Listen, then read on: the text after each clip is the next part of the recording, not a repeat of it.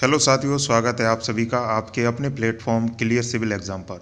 दोस्तों, आज से हम लोग भारतीय संविधान में पिछले कुछ सालों में पूछे गए महत्वपूर्ण प्रश्नों के बारे में देखेंगे।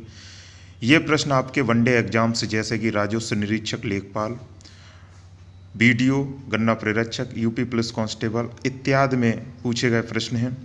ये बहुत ही महत्वपूर्ण प्रश्न है। इसके थ्रू आपके कॉन्स्टिट्यूशन पे जितने भी इम्पोर्टेंट प्रश्न बन सकते हैं उन सभी को हम लोग देखते हुए चलेंगे। इन प्रश्नों की संख्या लगभग 150 तक होगी, तो इसमें जितने भी आपके चैप्टर रहेंगे वो आपके क्वेश्चंस के थ्रू कंप्लीट हो जाएंगे। तो दोस्तों बने रहिए, ये बहुत ही इम्पोर्टेंट वीडियो आप लोगों के लिए साबित हो सकता है। और आप साथ ही साथ आरआरबी ग्रुप डी की भी जो भर्ती है उसको भी दे रहे हैं, तो उसके लिए भी ये बहुत इम्पोर्टेंट वीडियो साबित होगा आपके लिए। तो इसमें सबसे पहला आपका जो प्रश्न है वो है, संवैधानिक उपचारों का अधिकार के तहत आता है। तो संवैधानिक उपचारों का अधिकार किसके तहत आता है? आपका आर्टिकल 32। तो आर्टिकल 32 किस में दिया गया? आपका मौलिक अधिकार, मौलिक अधिकार के तहत आता है। इसमें आप लोग 5 रिट को दायर कर सकते हो। कहाँ पर? वो भी सुप्रीम कोर्ट में, ठीक है। और आर्टिकल 226 के तहत आप लोग कहाँ जा सकते हो? हाई कोर्ट में। तो आपका कहाँ पर ये मिलेगा? मौलिक अधिकारों में, ठीक है। उपचार कहाँ पर मिलेंगे आपको?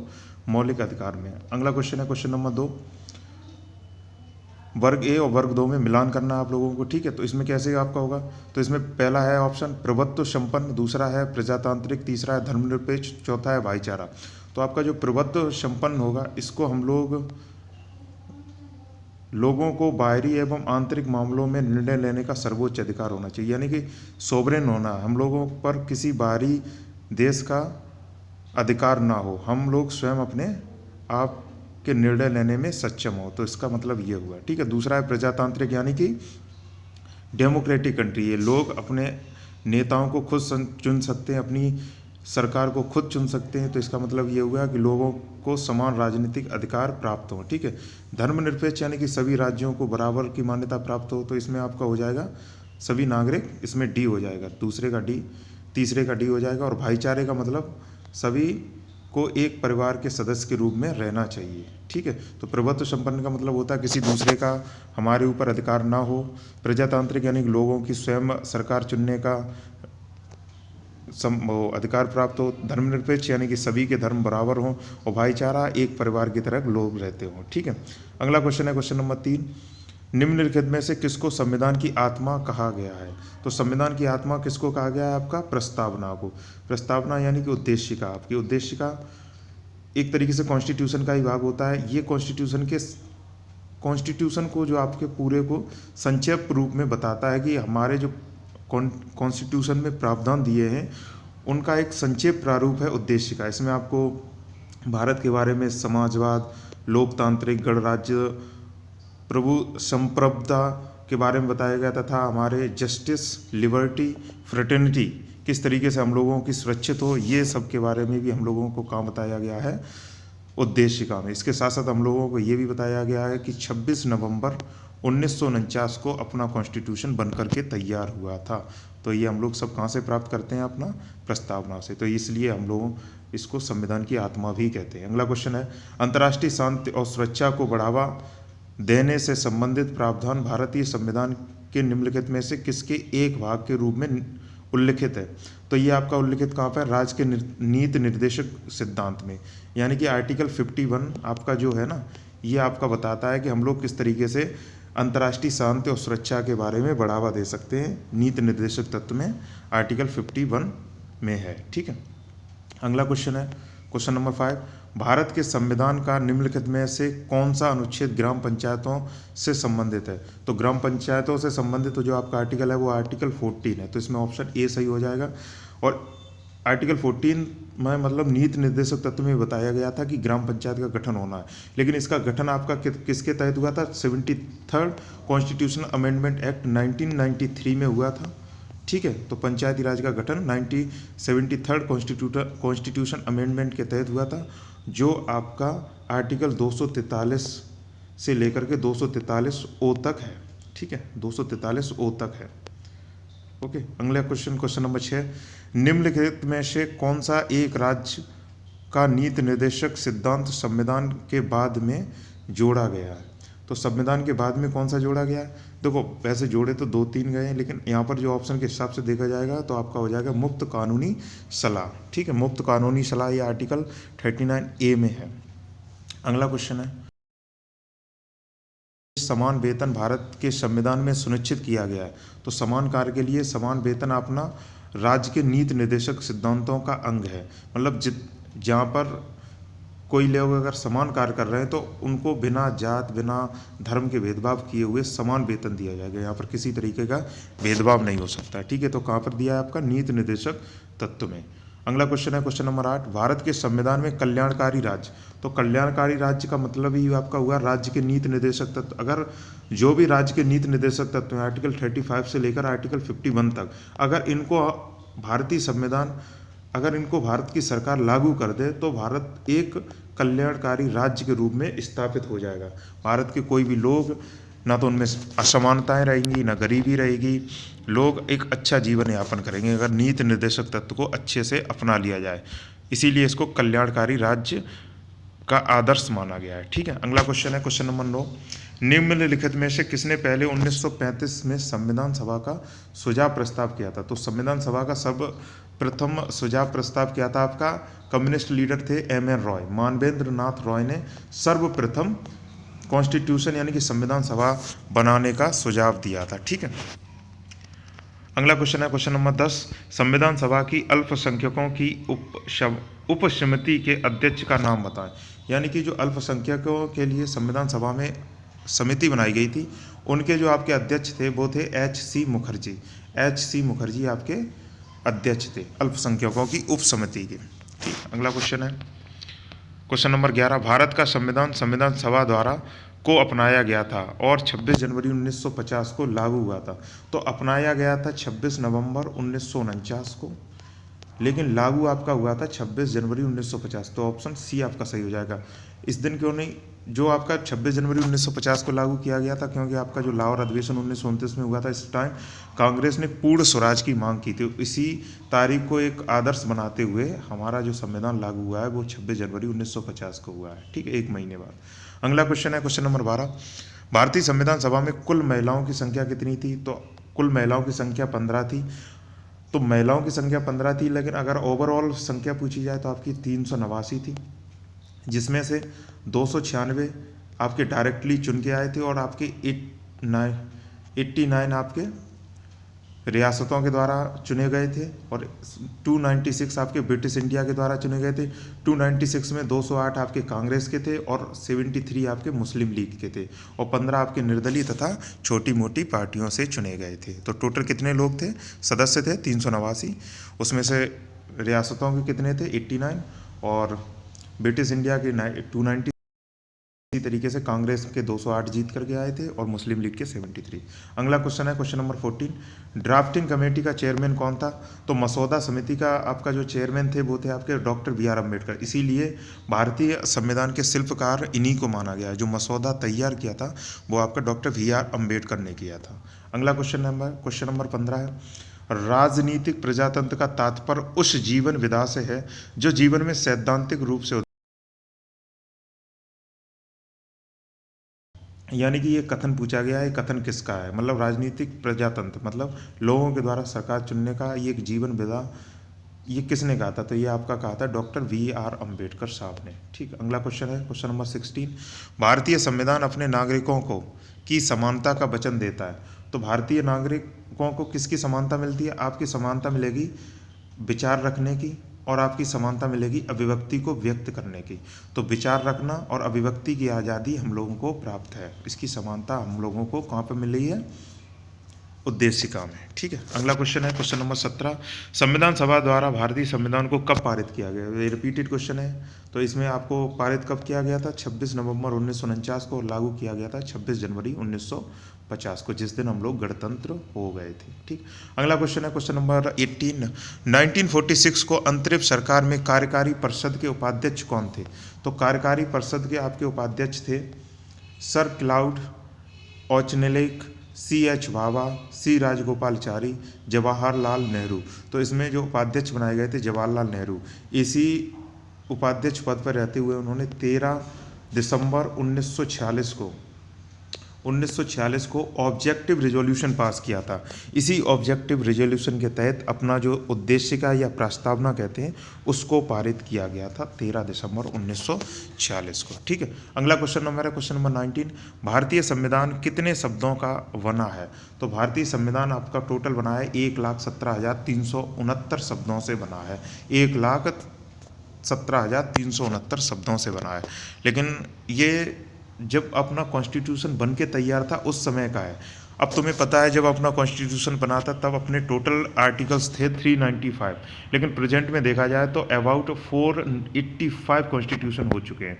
तो ऑटोमेटिक है कि शब्द भी बढ़ गए होंगे। तो इस क्वेश्चन का अगर वो पूछेगा तो जब बना था उससे ही रिलेट करके पूछेगा। ठीक है, और क्वेश्चन नंबर 20 है, भारत का संविधान लिखा गया था। तो भारत का संविधान कितने समय में लिखा गया था? तो 2 वर्ष से अधिक किंतु 3 वर्ष से कम अवधि में लिखा गया था। इसका मतलब ये हुआ कि 2 वर्ष 11 महीने 18 दिन लगे थे लगभग। 2 साल 11 महीने और 18 दिन, यानी कि 3 साल से कुछ कम और 2 साल से ज़्यादा। ठीक है, अगला क्वेश्चन है, भारतीय संविधान को माना गया है। तो भारतीय संविधान को कैसा माना गया है?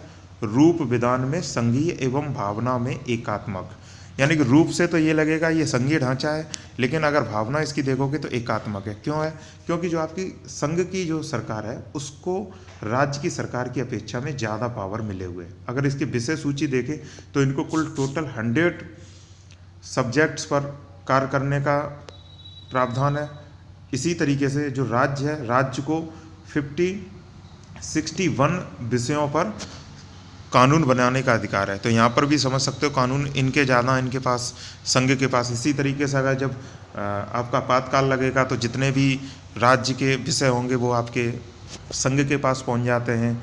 और जब भी अगर कॉन्स्टिट्यूशन में अगर कोई फेरबदल करना है, अगर कोई नया प्रावधान जोड़ना है या हटाना है, तो इसमें सबसे ज़्यादा पावर किसको मिली है? आपकी संघ को मिली है। तो ये एक तरीके से ये एकात्मक का काम करता है, लेकिन ये है इसका संघीय ढांचा। क्वेश्चन नंबर 22 है, इनमें से कौन सा भारतीय संविधान की एक महत्वपूर्ण विशेषता नहीं है? तो वो विशेषता नहीं पूछ रहा। ये एक लिखित संविधान है तो ओके, वैसे भी एक अपना लिखित संविधान है, ठीक है, और सबसे बड़ा लिखित संविधान है। दूसरा, ये अनुमेय है, इसे संशोधित किया जा सकता है। तो इसे संशोधित किया जा सकता है, आप लोगों को पता होगा 104 संशोधन हो चुके हैं। अभी का अगर प्रेजेंट में देखा जाए तो 105वां भी हो चुका है।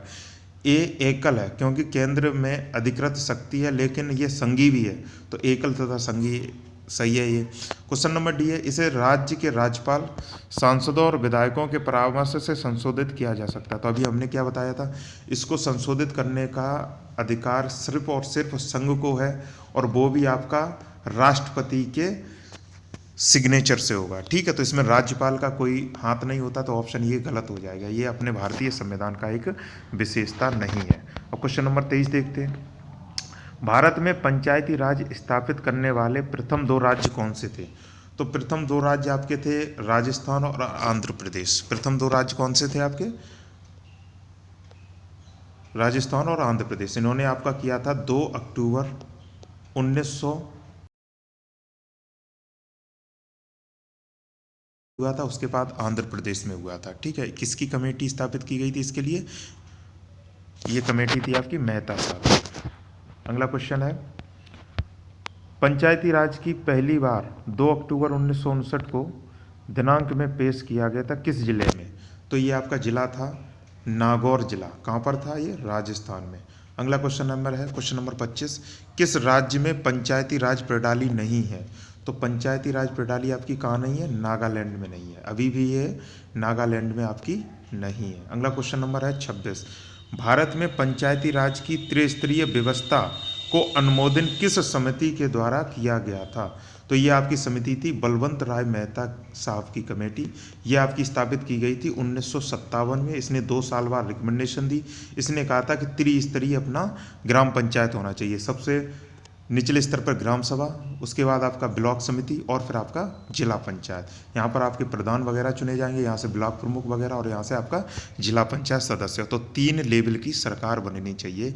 बलवंत राय कमेटी का ये सजेशन था। ठीक है, अगला क्वेश्चन है, किस समिति ने त्रिस्तरीय पंचायती प्रणाली की अनुशंसा की? तो ये आपकी थी बलवंत राय मेहता की कमेटी। अगला क्वेश्चन नंबर 28 है, किसी ग्राम पंचायत द्वारा उप प्रधान को पद से हटाने के लिए कम से कम कितने सदस्यों का समर्थन आवश्यक है? तो समर्थन 2/3 है। उसी तरीके से जैसे आपका संविधान का संशोधन होता है 2/3 सदस्यों के द्वारा, इसी तरीके से जो ग्राम सभा में अगर मान लो कुल मिला के 10 सदस्य हैं, अगर 10 सदस्य हैं और अगर 2/3 इसके खिलाफ हैं और इसके खिलाफ अगर प्रस्ताव लेकर के आते हैं तो ये अपने पद से हट सकते हैं। ठीक है, अब हम लोग क्वेश्चन नंबर 29 पे पहुँचते हैं। निम्न में से क्या पंचायती राज संस्था नहीं है? इसमें से कौन सी पंचायती राज संस्था नहीं है? तो आपका ऑप्शन है ग्राम सभा, ये तो आपकी है, ग्राम पंचायत भी है, और ग्राम न्याय पंचायत। आपका ग्राम सहकारी संस्था नहीं है। सहकारी समितियां अलग से बनी है, इसका हम लोग आगे देखेंगे कि आर्टिकल 43B, आर्टिकल 19C और आर्टिकल 243ZH और से लेकर के ZT तक है। ठीक है, तो ये आपका कौन सा कॉन्स्टिट्यूशन अमेंडमेंट हुआ था? 97 के तहत 2011 में इसको जोड़ा गया था। ठीक है, तो अगला क्वेश्चन नंबर है क्वेश्चन नंबर 30। प्रतिवर्ष भारत में राष्ट्रीय पंचायती राज दिवस कब मनाया जाता है? तो राष्ट्रीय दिवस आपका 24 अप्रैल को मनाया जाता है, क्योंकि 24 अप्रैल 1993 को पंचायती राज का लागू किया गया था। इसको लागू करने वाला सबसे पहला राज्य था आपका मध्य प्रदेश, यानी कि जब संसद से पारित होने के बाद सबसे पहला राज्य कौन सा था? मध्य प्रदेश। और वैसे देखा जाए तो कौन सा था? राजस्थान। ठीक है, अगला क्वेश्चन है क्वेश्चन नंबर 31। किस समिति के कार्य ने पूरे देश में पंचायती राज संस्थानों के प्रारंभ के लिए मंच स्थापित किया था? तो मंच किसने स्थापित किया था? आपका बलवंत राय मेहता की समिति थी, जो 1957 में बनी थी। ठीक है, अगला क्वेश्चन नंबर है 32 कि निम्न में से किसने जिलाधीश को संस्थागत करिश्मा कहा है? जिला करिश्मा कहा है उस लेवल पर। ठीक है, तो किसने कहा था? आपका रजनी कोठारी ने। ठीक है, रजनी कोठारी ने जिला जो आपके अधिकारी होते हैं उनको एक तरीके से सरकार माना गया। लोगों के बीच में जो सरकार होती है, जिसका सबसे ज़्यादा करिश्मा होता है, सबसे ज़्यादा जो एक पावरफुल माना जाता है, वो आपका जिला अधिकारी माना जाता है। ये रजनी कोठारी ने कहा था। ठीक है, अगला क्वेश्चन है क्वेश्चन नंबर 33। किसने भारत में जिला कलेक्टर का पद सृजित किया था? तो जिला कलेक्टर का पद सृजित किया था आपका वॉरेन हेस्टिंग ने। सबसे पहले जिला कलेक्टर के बारे में कौन लेकर के आया था? Warren Hasting. ठीक, अगला क्वेश्चन है वॉरेन हेस्टिंग वही है जो आपका रेगुलेटिंग एक्ट के द्वारा बने थे, गवर्नर जनरल ऑफ बंगाल। अगला क्वेश्चन नंबर है 34। मूल संविधान में जिला शब्द का उल्लेख किस अनुच्छेद में है? तो मूल संविधान में तो आपका किसी भी अनुच्छेद में इसका उल्लेख नहीं मिलता है, लेकिन अगर वैसे देखा जाए तो जिला शब्द जिला पंचायत के द्वारा ही मिलता है, तो 243 में ही हो सकता है, लेकिन वैसे कहीं भी इसका उल्लेख नहीं है। ठीक है, अगला क्वेश्चन नंबर 35 है पंचायती राज व्यवस्था के तहत ग्राम सभा के सदस्य कौन हैं? तो ग्राम सभा के सदस्य कौन हो सकते हैं? इसमें ऑप्शन नंबर सी होगा आपका पंचायत क्षेत्र में मतदाता के रूप में पंजीकृत सभी वयस्क सदस्य। अगर मान लो किसी भी ग्राम पंचायत में 4 गांव हैं और 4 गांव के अगर 18 साल से ऊपर जिनके भी वोट बने हैं, वो उस ग्राम पंचायत की व्यवस्था में सदस्य बन सकते हैं अगर वो वहाँ से जीत करके आते हैं। ओके, अगला क्वेश्चन नंबर है 36। भारत के उच्चतम न्यायालय की प्रथम महिला न्यायाधीश कौन थी? तो इसमें थी आपकी फातिमा बीवी। ये आपका असिस्टेंट अकाउंटेंट में 2015 में पूछा गया है। ये अच्छा क्वेश्चन है, बार बार पूछा जा रहा है। महिला न्यायाधीश कौन थी? महिला प्रथम फातिमा बीवी। तो प्रथम महिला वाला भी हमारा एक वीडियो डला है इस प्लेटफॉर्म पर, उसको आप लोग देख सकते हो। उसमें आपको सभी ये महिलाओं के बारे में बताया कि कौन सी महिला प्रथम बार भारत में चुनी गई थी। ठीक, अगला क्वेश्चन नंबर है 37। निम्न में से किसने भारत के 43वें मुख्य न्यायाधीश के रूप में शपथ ग्रहण की है? तो 43 में तो ये हैं आपके हैं जस्टिस TS ठाकुर। 43 में थे आपके जस्टिस TS ठाकुर। तो ये आपका अगर करंट के हिसाब से देखोगे तो 48 थे आपके, जो आपके करंट में चल रहे हैं वो 48 चल रहे हैं, वो हैं आपके NV रमन्ना। तो आप लोग अभी प्रेजेंट में याद रखोगे 48 कौन से CGI हैं आपके? NV रमन्ना। ठीक है, अगला क्वेश्चन है क्वेश्चन नंबर 38। नवसर्जित उच्च न्यायालय कौन है? तो नवसर्जित उच्च न्यायालय आपका मेघालय, मणिपुर, त्रिपुरा। इस क्वेश्चन 2016 के उससे है, लेकिन अगर 2016 के बाद देखा जाए तो नवसर्जित उच्च न्यायालय आपका अमरावती में बनाया गया है, वो आपका आंध्र प्रदेश के लिए है। तो सबसे अभी जो प्रेजेंट में नया है वो आपका आंध्र प्रदेश का हाई कोर्ट है। इससे पहले आपका मेघालय, मणिपुर और त्रिपुरा का था। ठीक है, तो ये अगर प्रेजेंट वाला देखना चाहोगे तो ये आपका आंध्र प्रदेश का हो जाएगा जो अमरावती में है। ठीक, ओके। तो अगला क्वेश्चन नंबर 39, विश्व की विशालतम न्यायिक प्राधिकरण है। तो विश्व की विशालतम न्यायिक प्राधिकरण आपकी इलाहाबाद हाई कोर्ट है। इलाहाबाद हाई कोर्ट में अगर देखा जाए तो अभी प्रेजेंट में 96 जजेज हैं। 96, इनकी संख्या बढ़ भी गई होगी, लेकिन करंट में देखा जाए तो 96 है। और इसके साथ साथ अगर इसके अंडर में जो लोग आते हैं, लगभग 22 करोड़ जनसंख्या है एक हाई कोर्ट के रूप में। तो ये विश्व की सबसे बड़ी न्यायिक प्राधिकरण भी माना गया है इसको। अगला क्वेश्चन है, पटवारियों लेखपालों के कार्य को देखभाल निम्नलिखित में से कौन करता है। तो आपका जो लेखपाल के कार्य की काम की देखभाल कौन करेगा? तहसीलदार, यानी कि एसडीएम से अंडर में जो काम करेंगे वो तहसीलदार, तहसीलदार से नीचे फिर नायब तहसीलदार, फिर कानून गो और फिर आपके लेखपाल। तो लेखपाल का डायरेक्ट काम कौन देखेगा? आपका तहसीलदार। ठीक है। अगला क्वेश्चन नंबर 41 है, भू अभिलेखन रिकॉर्ड के रख रखाव के लिए कौन जिम्मेदार होता है। तो आपका जो जमीन से रिलेटेड जितने भी पेपर्स वगैरह होंगे उसका रख रखाव आपका पटवारी यानी कि लेखपाल करता है। क्वेश्चन नंबर 42, कोई व्यक्ति जिला जज के न्यायालय द्वारा दिए गए फैसले से असंतुष्ट है तो जो अपील प्रणाली के अनुसार वह निम्नलिखित न्यायालयों में से किसमें अपील कर सकता है।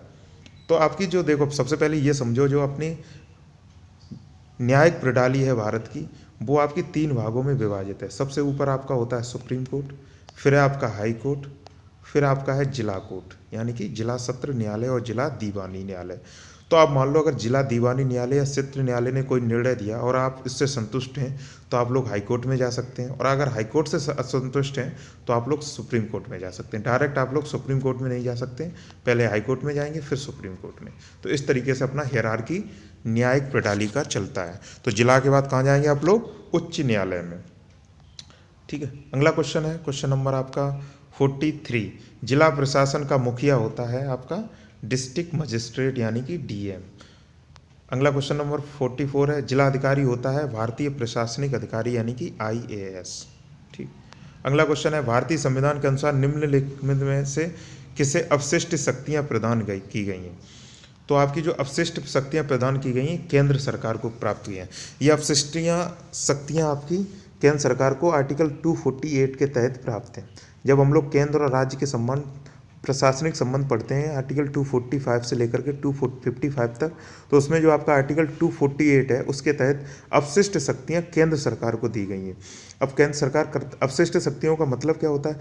जैसे मान लो तीन भागों में अपनी शक्तियां बांटी गई, एक तो संघ सूची, राज्य सूची और संवर्ती सूची, चौथी आपकी अवशिष्ट सूची। अब इसमें था क्या कि अपना जो कॉन्स्टिट्यूशन बना था 1950 में, तो जो कॉन्स्टिट्यूशन बनाने वाले लोग थे उन्हें पता था कि आने वाले समय में नए नए तरीके के विषय लोगों के सामने आएंगे।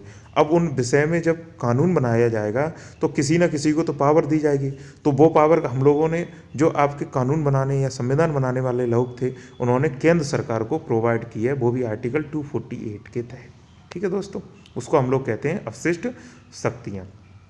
क्वेश्चन नंबर 46, भारत में अमेरिका की राजनीतिक व्यवस्थाओं के बीच निम्नलिखित में से कौन सी विशेषताएं समान हैं।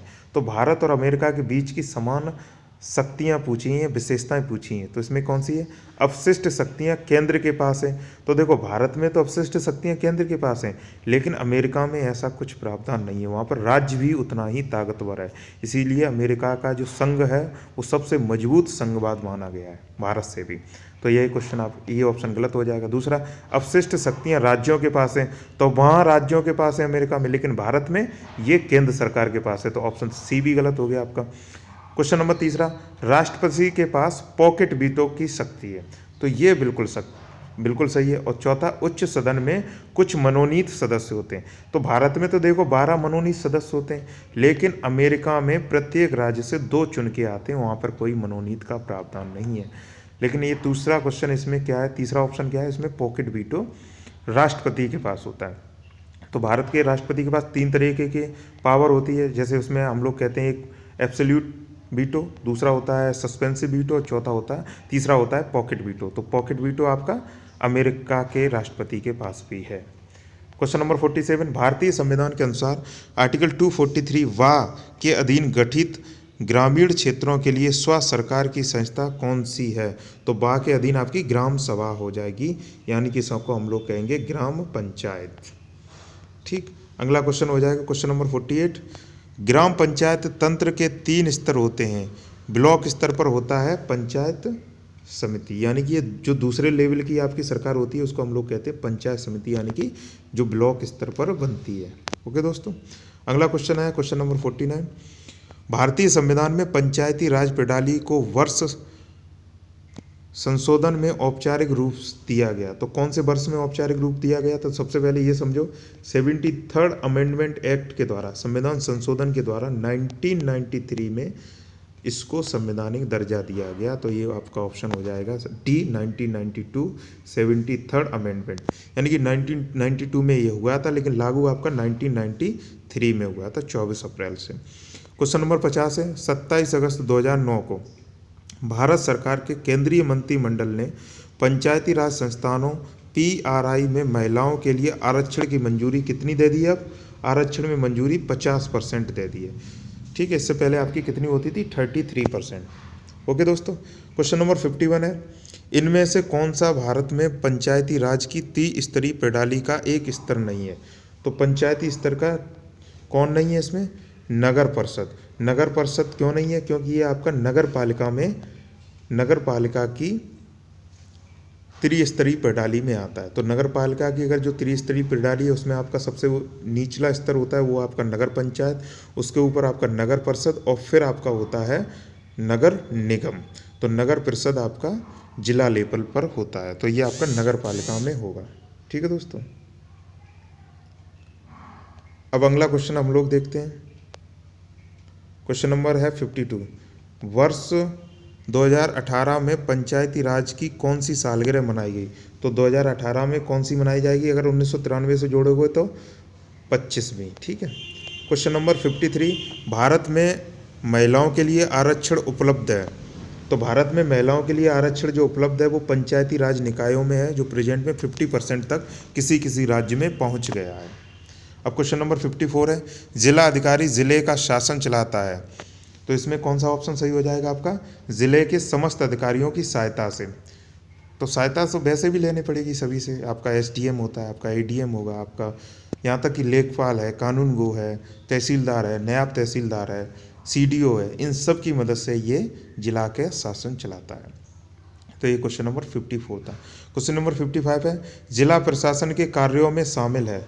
तो जिला प्रशासन के कार्यों में शामिल है आपके ज़िले में शांति और व्यवस्था बनाए रखना, भूमि व्यवस्था जैसे भूमि माफ, खसरा खतौनी का रखरखाव व लगान की वसूली करना, नागरिक सुविधा व सभी को विकास के समान अवसर। यह आपका सभी काम कौन करेगा? जिला प्रशासन, यानी कि तीनों के तीनों ऑप्शन यहाँ पर सही है। यानी कि जिला की शांति व्यवस्था, यानी कि कानून व्यवस्था बनाए रखना, जो भी भूमि से रिलेटेड आपके कागजात होंगे उनको रख रखाव करना, और आपके नागरिक सुविधा के लिए विकास कार्यों में योजनाएं बनाना। ठीक है, तो ऑप्शन तीनों सही हैं। तो दोस्तों आशा करते हैं अभी हम लोगों ने क्या किया है, 55 क्वेश्चन को कंप्लीट कर लिया इस लेक्चर के माध्यम से। तो आशा करते हैं दोस्तों आप लोगों को ये पसंद आया होगा। अगर पसंद आया तो प्लीज़ इसको लाइक, शेयर और सब्सक्राइब करते रहिए। अगर सब्सक्राइब करोगे तो आप लोग हमसे जुड़ सकते हो। तो धन्यवाद दोस्तों।